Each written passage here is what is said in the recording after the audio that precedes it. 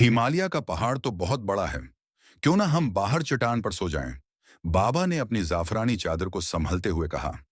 तो जब मालशी बाबा ने पत्थरों से बनी छोटी सी झोपड़ी देखी तो बोले, ये तो बहुत छोटी है। यहाँ तो सिर्फ एक आदमी ही सो सकता है। कंगना बाबा के करीब आकर उनकी आखिर में देखते हुए बोली, झोपड़ी छोटी है लेकिन ठीक है, जैसा तुम चाहो। कंगना ने चट्टान पर चटाई बचाई और बोली, यहाँ आ जाए। बाबा चटाई पर बैठ गए। कंगना भी उनके पास बैठ गई। उसकी नजर फिर बाबा की तेल की शीशी पर पड़ी। उसने पूछा, मालिश करने के कितने पैसे लेते हैं? बाबा ने कहा, जो जितना देता है मैं ले लेता हूं। कंगना ने नरमी से कहा, और मुझसे कितने लोगे? बाबा खामोश रहे। कंगना ने फिर आहिस्ता आवाज में पूछा, आप कहाँ कहाँ की मालिश करते हैं? बाबा ने जवाब दिया, जहां जो चाहे मैं कर देता हूं। कंगना के चेहरे पर हल्की मुस्कुराहट आ गई। उसने बाबा के सामने कुछ अंडे रखे। बाबा ने हैरान होकर कहा, उसकी क्या जरूरत थी? कंगना बोली, यहाँ हिमालय में बहुत ठंड है। ये अंडे खा लीजिए, आपके काम आएंगे। बाबा उसकी तरफ सवालिया नजरों से देखते रहे। उन्होंने एक अंडा खाया और कहा, तुम नहीं खाओगी?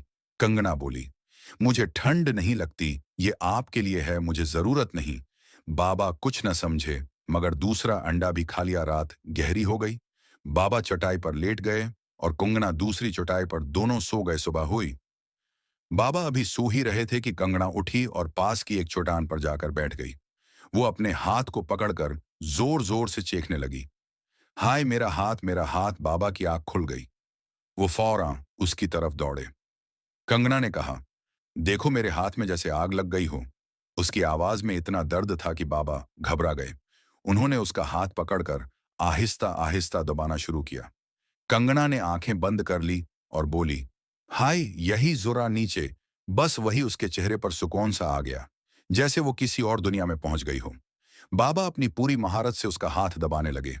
उन्होंने कहा, बेटी, तुम्हारे जिस्म में इतने दर्द क्यों है? लगता है बरसों से किसी ने तुम्हारा ख्याल ही नहीं रखा। कंगना ने धीरे से कहा, कभी किसी ने रखा ही नहीं। फिर मुस्कुराकर बोली, लेकिन आप तो रख सकते हैं ना? बाबा का दिल कांप गया।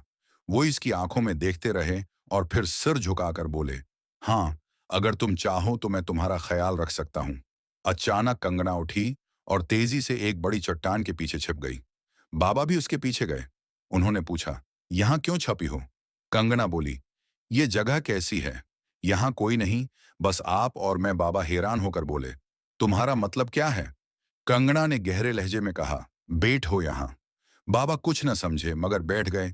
कंगना ने उनकी तरफ देखते हुए कहा, अब बताइए, आपके इरादे क्या है?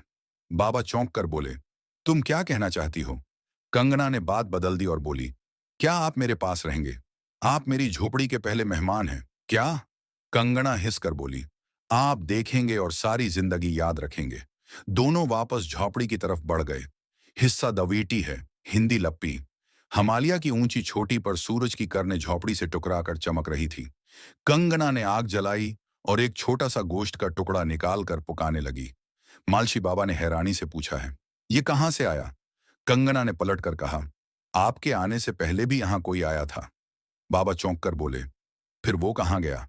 कंगना हल्की मुस्कुराहट के साथ बोली, चला गया, नीचे वादी में, बहुत नीचे।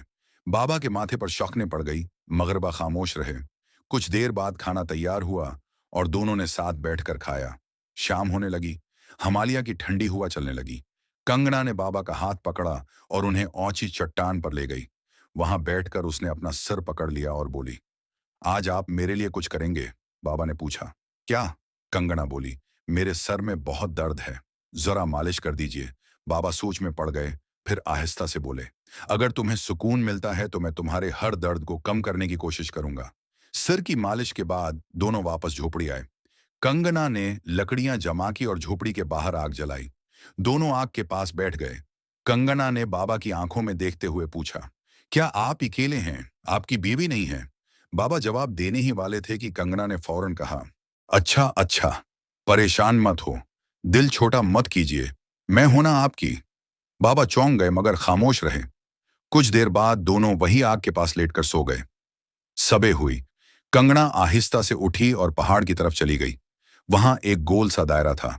वो इसमें बैठकर जहूर जहूर से रोने लगी और खुद से कहने लगी, इस खूबसूरती का क्या फायदा जो मुझे सुकून ही न दे। अब ये दर्द बर्दाश्त नहीं होता। जब उन्होंने कंगना को पास न पाया तो ढूंढते ढूंढते वो भी पहाड़ की तरफ गए। वहां देखा कि कंगना दायरे में बैठ ही रही है। बाबा ने करीब जाकर पूछा, क्या हुआ तुम्हें? यहां क्यों बैठी हो? कंगना फौरन खामोश हो गई और बोली, कुछ नहीं, बस ऐसे ही आई थी। मेरे पांवों में थोड़ा दर्द है। बाबा ने उसके पांव दबाए और उसे झोपड़ी के अंदर ले आए। फिर संजीदगी से पूछा, ये सब क्या है? तुम्हें रोज रोज दर्द क्यों होता है? और तुम उस पहाड़ पर क्यों गई थी? कंगना बोली, ये मेरी सजा है और ये सब मैं आपके लिए कर रही हूं। बाबा हैरानी से बोले, मेरे लिए कैसे? कंगना की आंखों में कोई राज छलक रहा था, मगर उसने कुछ ना कहा और झोपड़ी से बाहर निकल गई। हिस्सा तरती हिंदी लपी रात ढलने लगी। हिमालय की हवा और ज्यादा ठंडी हो गई। बाबा झोपड़ी के दरवाजे पर बैठे सोच में गुम थे। कंगना बाहर पत्थरों पर चलती हुई आई और बोली, आप यहां क्यों बैठे हैं? अंदर आइए, बाबा बोले। नींद नहीं आ रही। कंगना मुस्कुराकर बोली, क्या मेरे बारे में सोच रहे हैं? बाबा चौंक कर बोले, तुम कैसे जानती हो? कंगना ने आहिस्ता से कहा, मैं सब जानती हूं, आपके दिल के राज भी। बाबा खामोश हो गए। कंगना उनके करीब आकर बोली, कल आपको एक ऐसा मंजर दिखाऊंगी जो शायद आपने जिंदगी में कभी ना देखा हो। बाबा ने पूछा, कैसा मंजर? कंगना ने आसमान की तरफ देखा और बोली, ऐसा मंजर जो आपकी रूह को हिला देगा। अगली सबे सूरज निकलने से पहले कंगना बाबा को पहाड़ की सबसे ऊंची चोटी पर ले गई। वहां खड़े होकर उसने दोनों हाथ आसमान की तरफ फैलाए और कुछ मंत्र पढ़ने लगी।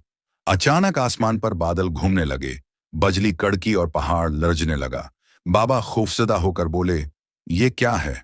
कंगना की आंखों में आग सी जल रही थी। उसने चीख कर कहा, यही मेरा असल है। ये वहां ताकत है जो मुझे मिली है और यही मेरी सजा भी है। बाबा के कदम लड़खड़ाने लगे। कंगना उनके